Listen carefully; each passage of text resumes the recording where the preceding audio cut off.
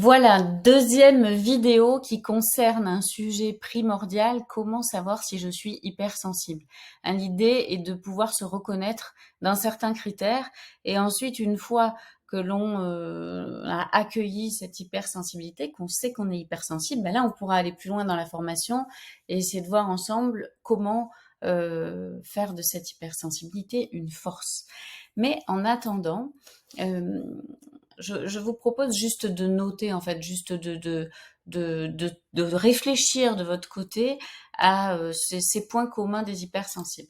Il y a un point commun qui est la difficulté à être en relation. Voilà. Alors ça va pas se jouer à tous les niveaux, mais on va parler de quoi comme relation? Les relations amicales, les relations amoureuses, les relations familiales ou professionnelles.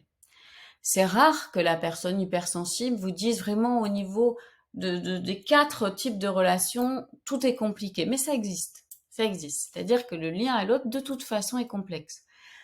Mais parfois, il y a juste un de ces secteurs qui est sacrément compliqué. Hein, la personne au niveau familial s'en sort plus ou moins parce que c'est confortable, elle connaît bien. Au niveau amical, bon, bah, il y a peu d'amis, mais de date, qui en fait sont très fidèles, donc pas de souci. On va pas forcément chercher trop la nouveauté, mais euh, mais ça va.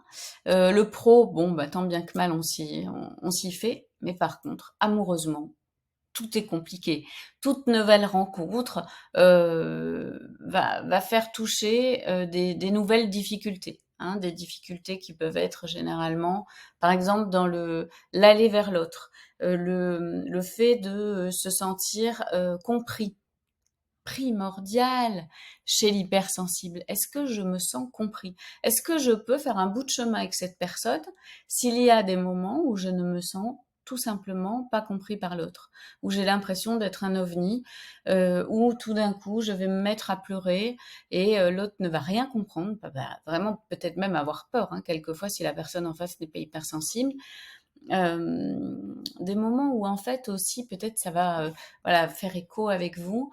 La personne d'en face, donc le potentiel amoureux ou la potentielle amoureuse, va vous faire une réflexion ou va aller vous parler de quelque chose qui pourrait sembler anodin, par exemple de sa vie passée, une ou un ex qu'il a fréquenté, et vous tout d'un coup, ouf, le coup de poignard dans le ventre, quoi. L'impression qu'en fait ça vient vous arracher les entrailles. Hein. C'est l'hypersensible, en fait, ben, il y a le mot hyper hein, dedans. Donc, il va en fait sentir de façon complètement accrue tout ce qui pourrait être blessant.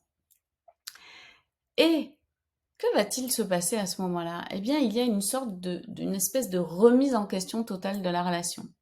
Mais si cette personne a été capable, alors que je suis censée vivre une relation amoureuse avec, si cette personne a été capable de me blesser de la sorte, est-ce que ça vaut le coup? Est-ce qu'il m'aime ou est-ce qu'elle m'aime? Est-ce que moi, je suis aussi en capacité de l'aimer? Tout est remis en question. Voilà.